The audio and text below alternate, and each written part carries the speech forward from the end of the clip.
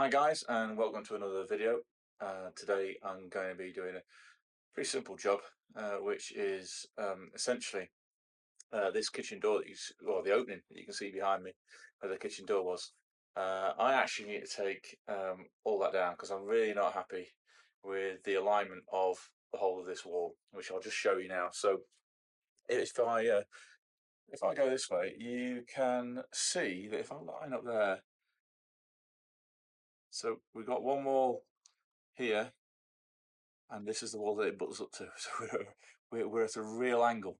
So I'm not happy with that angle. So what I'm going to look to do is, and I've just started this. So this is a wooden lintel that's gone across.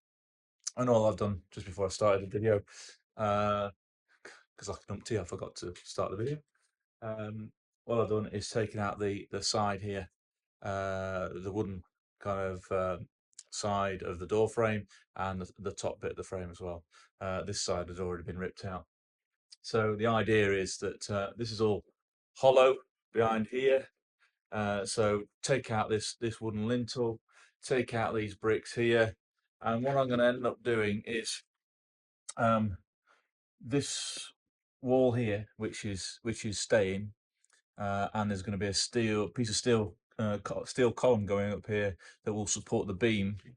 That eventually, if I show you where we currently are, this wall is going. So we have one cross beam here, we can just about see, and the other beam is going to go from a column which will start there where the end of my finger is and go right across the wall.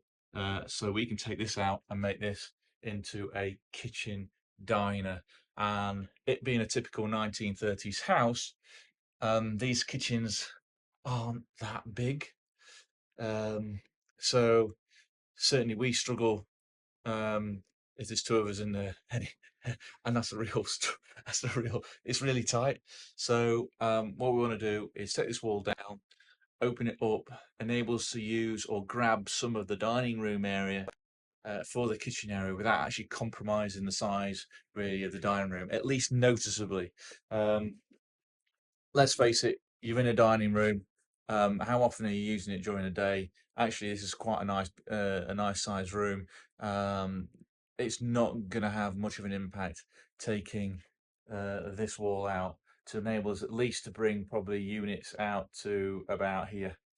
If I move the camera a little bit, you'll be able to see. So if we can bring units out to about here, we've actually increased the size of the kitchen quite considerably, just to enable you to to move around a bit easier. If you like your cooking, etc., then having a really tiny kitchen is not great. And I used to like cooking, and believe it or not, and before my wife came on, before I met my wife, I actually used to like cooking, but she's far better than I am. And the excuse I have is that the kitchen is really small.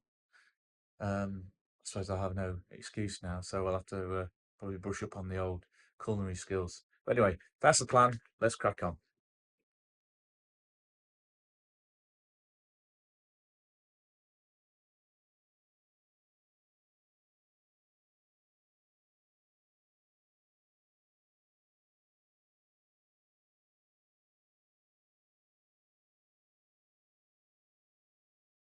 So one of the things I probably should explain on this one as well, and one of the reasons why I'm also taking this down, is that this column of half bricks is attached to nothing. It's not been keyed into this wall, which is the main load-bearing wall of the house. It's completely freestanding. So at some point, somebody's made some alterations to this house and repositioned this door. So even just taking the top brick out of this and playing around, this is about to go. This is about what you can see. I'm moving it with my hand. So that's going to go pretty soon. Then what we're going to do is take out these pieces of wood here. I'll show you a close-up in a minute of how they've done the lintel. Basically, they've really just hacked away at some bricks here to get one end of the one end of the lintel in, so hopefully you can see that. Let me put my glasses down, but as you can see how they shaped that, I dare say if there was any load on it, this lintel probably could have failed at least on that end, because there's really not much in the way of brickwork for it actually to sit on. It's basically this little nib here. But as it is, it's just a timber frame, so whatever they've done is it's played its part. The other side has just been hacked away horribly, um, in order to sit on the brick that was there.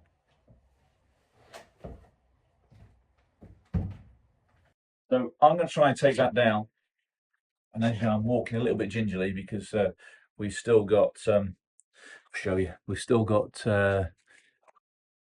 exposed floor, so that's what I'm standing on. Yeah. So there's a couple of missing joists here. Both of them were rotten at that end, because the other side of that wall is the drain. So I'll show you that, because I don't think I've actually shown you that yet.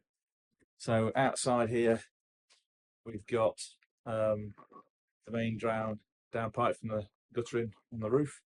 The guttering from the roof comes down, and what we've got here is it collects in here. Now,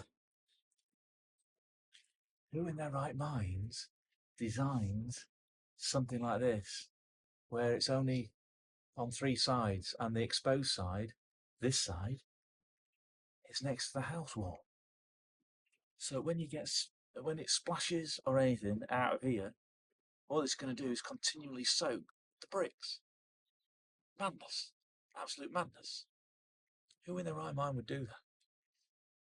Anyway, this is going to have to get replaced, and I believe that's one of the things that's actually causing the damp issue over time in the kitchen, in terms of water ingressing into the property.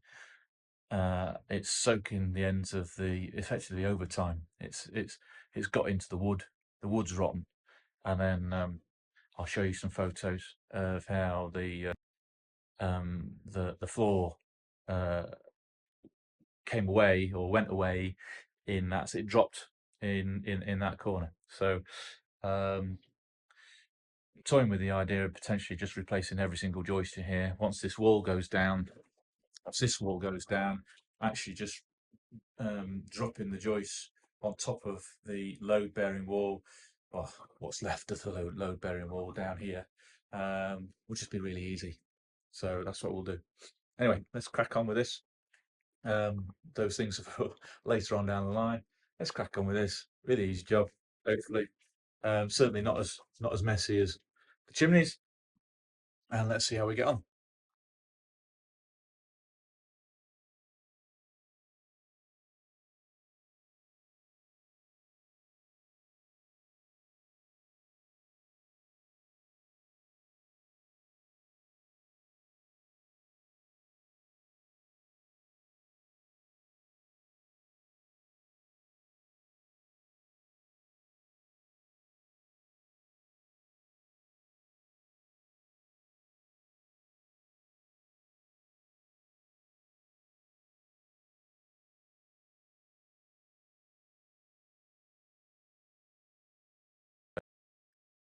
Okay, so I did say that wouldn't take very long. So the interesting thing is, I like the things you find when you do this sort of work. Obviously, we knew about the ceiling here and the architrave that would go around, but it's all been covered up, and now we've exposed it, as you can see. And that would have been the original, probably the original ceiling um, for the kitchen. So that's all been now exposed. So, oh, good. This is obviously brick. Is it load bearing? Yes, it is. It is load bearing because it is taking the weight of the stairs up there, and that's the turn. That bit there, that bit of wood, the wooden planks, They're that's the turn in the stairs. So structurally, we need to support those, which is why I think originally there must have been some modification, and somebody's put this steel beam in that you can see there. So good, that's that job done. Don't forget, guys, if you've enjoyed this episode, please like and subscribe, and hopefully show you more steps in turning this once loved 1930s semi-detached into back into a home again. Okay, take care, guys. Bye bye.